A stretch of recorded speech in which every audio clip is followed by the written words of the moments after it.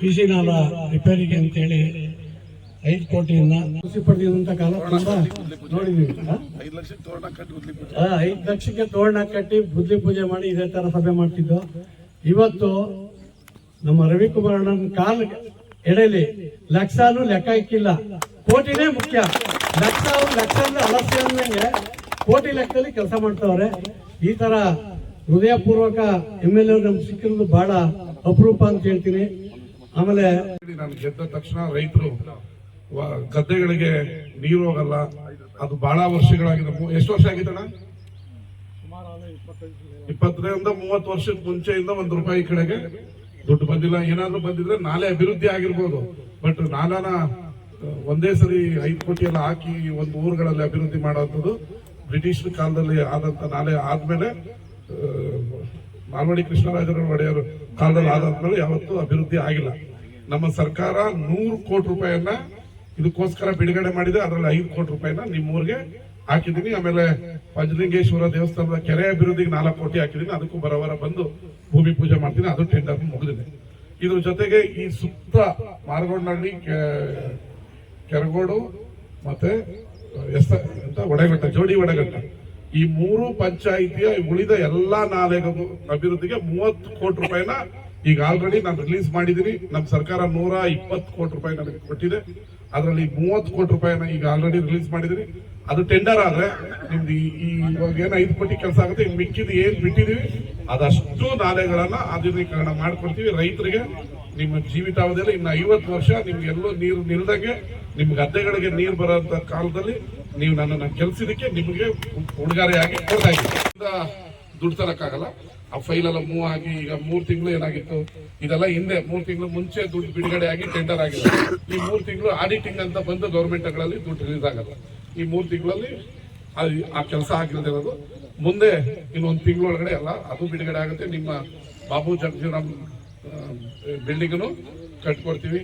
ನಿಮ್ಮೆಲ್ಲರ ಆಶೀರ್ವಾದ ತಾಲೂಕ್ ಪಂಚಾಯತಿ, ಜಿಲ್ಲಾ ಪಂಚಾಯತಿಗಳು ಇನ್ನೂ ಚೆನ್ನಾಗಿದ್ರೆ ಇನ್ನಷ್ಟು ಫಂಡ್ ಬರ್ತಾ ಇರ್ತದೆ.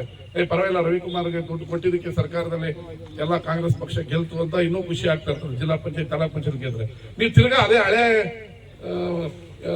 ಕೆಲಸ ಒಬ್ಬರ ಹತ್ರ ಮಾಡಿಸ್ಕೊಂಡು ಒಬ್ಬರ ಹತ್ರ ಓಟ್ ಹಾಕಿದ್ರೆ ಇದೇನೋ ಬರೀ ಬುಳ್ಳೆ ಬಿಟ್ಕೊಂಡು ಓಡಾಡ್ತಾ ಇರ್ಬೋದು, ದುಡ್ಡು ಕೊಟ್ಟರೆ ವೇಸ್ಟ್ ಆಗ್ಬಿಡುತ್ತೆ ಅಂತ ಸರ್ಕಾರಗಳು ಬಿಡುಗಡೆ ಮಾಡೋದು. MP ಒಂದು ಒಟ್ಟು ನನ್ನ ಕ್ಷೇತ್ರ, ನಾನು ಅವತ್ತು ಹೇಳ್ತಾನೆ ಇದ್ದೆ, ಯಾವ ತಾಲೂಕಲ್ಲಿ ಏನಾಗ್ಲಿ MP ನಾನು ನಿಮ್ಗೆ ಕೆಲಸ ಮಾಡ್ತೀನಿ, 1 ಓಟ್ ಜಾಸ್ತಿ ಮಾಡ್ರಿ ನೋಡ್ರಿ. ಅವಾಗ ನಾನು ಹೋಗಿ ಟೇಬಲ್ ಕೊಟ್ಟು ದುಡ್ಡು ತರ್ಬೋದು CM ಹತ್ರ. ನೀವು ಮಾಡಲಿಲ್ಲ, ಗೆದ್ದವ್ರು 1 ವರ್ಷ ಆಯ್ತು. ನಿಮ್ಗೆ ನಾನು ನೋಡಿಲ್ಲ, ನನಗೆ ಗೊತ್ತಿರಂಗೆ ನಿಮ್ಗೆ ಸಿಕ್ಕವ್ರೇನೋ ನನಗಂತೂ ಗೊತ್ತಿಲ್ಲ. 1 ವರ್ಷದಿಂದ ನೀವಂತೂ ನೋಡ್ತಾ ಇಲ್ಲ. ಯಾವತ್ತು ಭ್ರಮೆಯಲ್ಲಿ ಓಟ್ ಹಾಕ್ಬಾರ್ದು, ಕೆಲಸ ಮಾಡೋರಿಗೆ ಓಟ್ ಹಾಕ್ಬೇಕು. ಭ್ರಮೆಯಲ್ಲಿ ಓಟ್ ಹಾಕಿದ್ರೆ ಇವೆಲ್ಲ ಏನೂ ಆಗಲ್ಲ. ನೀವು ನನ್ನನ್ನು 4 ಸರಿ ಗೆಲ್ಸಿ, ನಾನು ದೊಡ್ಡ ಉದ್ಯೋಗ ಹೋದ್ರೆ ಇನ್ನೂ ಚೆನ್ನಾಗಿ ಮಾಡ್ಬಿಡೋರು ಕ್ಷೇತ್ರನ. ನೀವು ದೊಡ್ಡವರಾಗಿರೋರಿಗೆ ಭ್ರಮೆಯಲ್ಲಿ ಓಟ್ ಹಾಕ್ತಾ ಇದ್ರೆ ಏನೂ ಆಗಲ್ಲ. ಇದು ಯಾಕೆ ಹೇಳ್ತೀವಿ ಅಂದ್ರೆ, ಕೆಲಸ ಆಗ್ಬೇಕಂದ್ರೆ ನಾವು ಇಲ್ಲಿ ರಾಜಕಾರಣದಲ್ಲಿ ಗೆಲ್ಬೇಕು. ಗೆದ್ರೆ ಬೆಂಗಳೂರಲ್ಲಿ ಹೋಗಿ ಟೇಬಲ್ ಹೊಡೆದು CMಗೆ ನೋಡಿ ಸರ್ ನನ್ನ ಕ್ಷೇತ್ರದ 10,000 ಲೀಡ್ ತಂದಿದ್ದೀನಿ ಕೊಡಿ ದುಡ್ಡು ಅಂದ್ರೆ ಒಂದು 100 ಕೋಟಿ ಕೇಳ್ತಾವೆ, 200 ಕೋಟಿ ಕೊಡ್ತಾರೆ. ನಮ್ಮ ಮಂಡ್ಯ ಕ್ಷೇತ್ರದವ್ರಿಗೆ ಏನಾಗಿದೆ ಅಂದ್ರೆ ಅಭಿವೃದ್ಧಿ ಹೆಂಗ್ ಮಾಡೋದು ಅಂತ ಗೊತ್ತಿರ್ಲಿಲ್ಲ. ಈ ಅಭಿವೃದ್ಧಿ ಆಗ್ಬೇಕಾದ್ರೆ ಅವ್ರಿಗೆ ಏನು ಕನ್ಫ್ಯೂಸ್ ಅಲ್ಲ. ಅವ್ರು ಇನ್ನೂ ಹಿಂಗ ಕನ್ಫ್ಯೂಸ್ ಏನಲ್ಲ. ಕಾಂಗ್ರೆಸ್ ಪಕ್ಷ ಮಂಡ್ಯ ವಿಧಾನಸಭಾ ಕ್ಷೇತ್ರದ ಅಭಿವೃದ್ಧಿ ಮಾಡೋದೇ ಕಾಂಗ್ರೆಸ್ ಪಕ್ಷ. ಕಾಂಗ್ರೆಸ್ ಪಕ್ಷದ ಕೈಲೇ ಆಗೋದು, ಇನ್ ಯಾರ ಕೈಲೂ ಆಗಲ್ಲ. 50-60 ವರ್ಷ ಗೆದ್ದು ನಿಮ್ ರೋಡ್ ಟಾರು ಹಾಕಿರ್ಲಿಲ್ಲ, ಎಲ್ಲ ಗುಂಡಿ. ಈಗ ನಾನು ಒಂದು 100 ಕೋಟಿ ರೂಪಾಯಿ ಎಲ್ಲ ರಸ್ತೆ ಅಭಿವೃದ್ಧಿ ಮಾಡ್ತಾ ಇದ್ದೀನಿ. ಎಲ್ಲ ಕಡೆ ಟೆಂಡರ್ ಆಗಿದೆ, ಕೆಲಸಗಳಾಗ್ತಾ ಇದೆ. ಅದಕ್ಕೂ ಜನತಾದಳದವ್ರು ಅಡ್ಡ ಹಾಕೊಂಡು ಕೂತಾರೆ. ಎಲ್ಲಾ ಟೆಂಡರ್ಗೂ ಅಪ್ಲಿಕೇಶನ್ ಹಾಕೋದು, ಕೆಲಸ ಮಾಡೋದು ಸ್ಟಾಪ್ ಮಾಡಿಸೋದು, ಎಲ್ಲದಕ್ಕೂ ಅಪ್ಲಿಕೇಶನ್ ಹಾಕೋದು ಸ್ಟಾಪ್ ಮಾಡಿಸೋದು. ನಾನು ಸೋತಿದ್ದಾಗ ಜನತಾದಳದವ್ರು MLA ಇದ್ದಾಗ 1 ಲಕ್ಷ ರೂಪಾಯಿ ಟೆಂಡರ್ಗೂ ನಾನು ಹೋಗಿ ನೋಡ್ತಿರ್ಲಿಲ್ಲ. ಈಗ ಟೆಂಡರ್ದಾರರೇ MLA ಬಂದು ನಿಂತ್ಬಿಟ್ಟಾಗ ಏನಾಗುತ್ತೆ, ಅವ್ರು ಬುದ್ಧಿ ಬಿಡಲ್ಲ. ಎಲ್ಲದಕ್ಕೂ ಹೋಗೋದು, ಅಪ್ಲಿಕೇಶನ್ ಹಾಕೋದು, ಸ್ಟಾಪ್ ಮಾಡೋದು. ಹಿಂಗಾಗಿ ಇನ್ನ 100 ಕೋಟಿ ರೂಪಾಯಿ ಕೆಲಸ ಬೇಗ ತಗೊಳ್ಳೋದು ಅಲ್ಲೇ ನಿಂತಿದೆ. ಇದೆಲ್ಲ ನಿಮ್ಗೆಲ್ಲ ಅರ್ಥ ಆಗ್ಬೇಕು. ಯಾವತ್ತು ನಾನು ಯಾವ ಟೆಂಡರ್ ಯಾರಲ್ಲ, ನನ್ನ ಫ್ಯಾಮಿಲಿ ಯಾರು ಟೆಂಡರ್ ಇಲ್ಲ. ದುಡಿಯೋದೆಲ್ಲ ನಿಮ್ಗೋಸ್ಕರನೇ. ಇನ್ನ ಕಾಂಗ್ರೆಸ್ ಪಕ್ಷನ ನೀವೆಲ್ಲ ಸ್ಟ್ರಾಂಗ್ ಮಾಡಿ, ಜಿಲ್ಲಾ ಪಂಚಾಯತಿಲಿ ನಾನು ಯಾರನ್ನ ಕ್ಯಾಂಡಿಡೇಟ್ ಮಾಡ್ತೀನಿ ಅವ್ರನ್ನ ಗೆಲ್ಸಿ, ತಾಲೂಕ್ ಪಂಚಾಯತಿಲಿ ಯಾರನ್ನ ಕ್ಯಾಂಡಿಡೇಟ್ ಮಾಡ್ತೀನಿ ಅವ್ರನ್ನ ಗೆಲ್ಸಿ, ಇನ್ನಷ್ಟು ದುಡ್ಡುಗಳು ತಂದು ನಿಮ್ ಊರಲ್ಲಿ ಒಂದು ರಸ್ತೆನೂ ಮಣ್ಣು ರಸ್ತೆ ಇರಬಾರ್ದು. 3 ವರ್ಷದಲ್ಲಿ ನಿಮ್ಮೆಲ್ಲಾ ರಸ್ತೆನೂ ನಾನು ಸಿಮೆಂಟ್ ರಸ್ತೆಯನ್ನಾಗಿ ಮಾಡ್ಕೊಡ್ತೀನಿ. ಕೈ ಕೊಡಿ.